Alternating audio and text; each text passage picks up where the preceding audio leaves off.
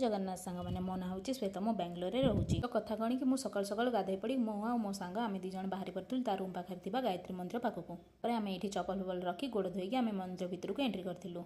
मंदिर ना हूँ गायत्री मंदिर किंतु सेठी विभिन्न प्रकार मंदिर आहरी भी थिला। भितर को चली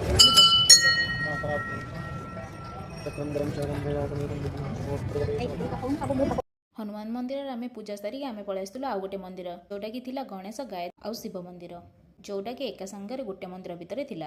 एठी देखंतु पोस्टर मराई जोटी कि फोटो और वीडियो किछि आपण शूट करि परिबेनी किछि आ एते शूट कर पानथि अल्प बहुत करथिली बस। तो एठी मो सांग को देखंतु ओढना फडा देई से पूजा करियारे व्यस्त अछि। पर आम बाहर सब पूजा सारिक भितर को चली जाइतिलु दर्शन करबा पई। मंदिरटी बहुत सुंदर लगुला और शांतिमय भी लगुला। आपण मैंने जो मैंने बेंगलोर रोचंती ए मंदिर को गोटे थर आसिकी बुलिकी जातु। तो भितर आम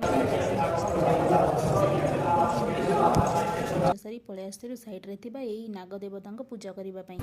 तो आम पूजा सारिक पलि आसलु ये देखिलु कि प्रसाद दिया होउची। तो आम दी जन डेरी न करी प्रसाद खाइबा पलि आसलु। जहाँ भी हो सांग मैंने बेंगलोर जो मैंने रोते से गोटे कथा नोटिस करथिबे कि भातर ही सब किछि प्रसाद बना हुए। तो आम दी जन प्रसाद नहीं कि पलि आसलु रूम को। रूम आसवा बाटर देखिलु कि फ्रेश तालसज बिक्री होची। तो मो सांग कहला तालसज नहीं कि जीवाई। आम दी जन तालसज नहीं कि आसलु देखंतु से केमती चलची जेमिति कि रोडटा होची तार। तो रूम रे पहुंची आम दी जन चलु खाइबा पई। तो लंच पई आम कौन सब प्रिपरेशन कलु पुणी देखा आउ गोटे मिनी ब्लॉग रे। रहिली जय जगन्नाथ सांग माने।